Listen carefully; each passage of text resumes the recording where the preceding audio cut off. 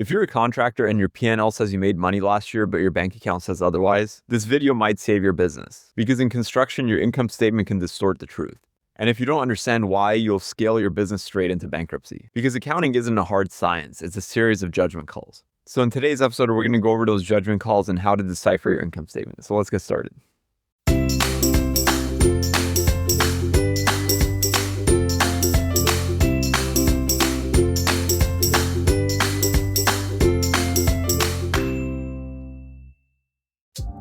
So let's talk about the first thing, that accounting is built on assumptions. In construction, your financials are not just math.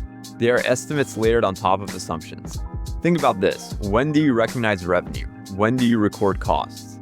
How do you estimate percent complete? Are change orders approved, and how accurate is your WIP? Your numbers aren't just reporting what happened, they're interpreting what happened. And interpretation introduces bias. And here we're not talking about fraud or dishonesty. We're talking about judgment, and judgment changes outcome. So let's talk about revenue. When is a job considered earned? Is it when the contract is signed? Is it when you invoice? When you collect? When the job is complete? Or percentage of completion as you go along the job? A lot of my larger, more sophisticated contractors use percentage of completion. But here's the danger with that. If your estimated costs are wrong, your profit is wrong. And if you underestimate your remaining costs, your financials show profit that doesn't exist. And that there is called phantom profit. And phantom profit is one way construction companies can go under. You may pay taxes on it, you may distribute it, you may reinvest it, then the job finishes and wipes out whatever cash you thought you were going to collect. And this leads me to my next point that I want to talk about, which is growing too fast. So here's what I see all the time. A contractor has a great year. Revenue doubles, the P&L shows huge profit. They buy new trucks, equipment, hire more staff, expand office space.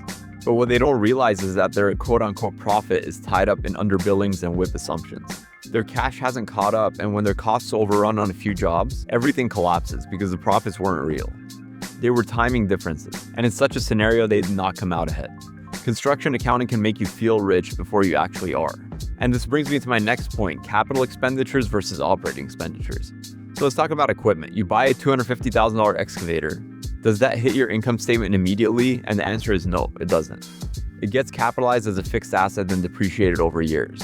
So your income statement might look strong, but your bank account just dropped $250,000, whether that's all cash up front today or if you financed it or your future cash flow. So your income statement and your cash will say two very different things. And this is where contractors can confuse profitability with liquidity. Capital expenditures don't hurt profit immediately, but they can absolutely destroy your cash. And if you don't understand the difference, you'll think you're performing way better than you actually are. Another big judgment area are change orders. Are they approved, pending, verbal, just expected? If you include pending change orders in revenue projections, you're making a bet. Sometimes you win and sometimes you don't. And when you don't, your margin will evaporate overnight. Construction accounting can leave room for optimism, but optimism, unfortunately, is not cash. Here's another subtle one I see with larger construction firms is overhead allocation. So how do you allocate overhead? Office staff, rent, insurance, project management salaries. You can spread overhead differently and completely change job profitability. Two companies can run identical projects and show very different margins, just based on how they allocate costs. The numbers feel precise, but they're built on judgment. So what's the real reason all this matters? You make decisions based on your numbers. Should I bid more aggressively? Should I hire another PM? Should I take on more debt? Should I expand into a new market? If your numbers are built on overly aggressive assumptions, you are making high-risk decisions without even knowing it. And that's how companies can grow fast and implode. For example, whether you do this yourself or you actually have a CFO, a job of the CFO is not just to report the numbers, but also stress test the assumptions behind them. So smart contractors will compare their WIP monthly. They'll reforecast jobs constantly. They'll separate cash planning from profit planning, run worst case scenarios, track estimated versus actual cost variances, and don't treat pending change orders as guaranteed. They understand this, that accounting can tell a story, but at the end of the day, cash tells the truth. So you don't need to be an accountant, but you do need to understand. Your financial statements are based on judgment calls. Revenue recognition, cost estimates, depreciation, overhead allocation, change orders. The numbers aren't lying, but they can definitely distort the truth. And in construction, misunderstanding that difference can be fatal. So if you're scaling your construction company and you're not reviewing your WIP with a CFO mindset, you're driving at 80 miles an hour with no dashboard. And eventually that catches up.